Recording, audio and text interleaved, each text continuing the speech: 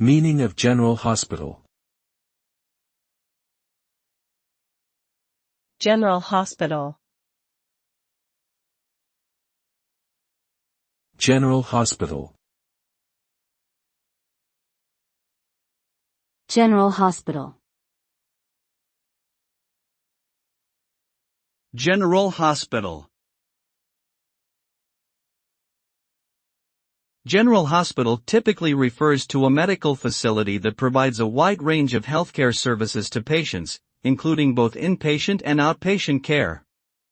These hospitals are often staffed by specialists in various medical fields, such as cardiology, oncology, and gastroenterology, among others.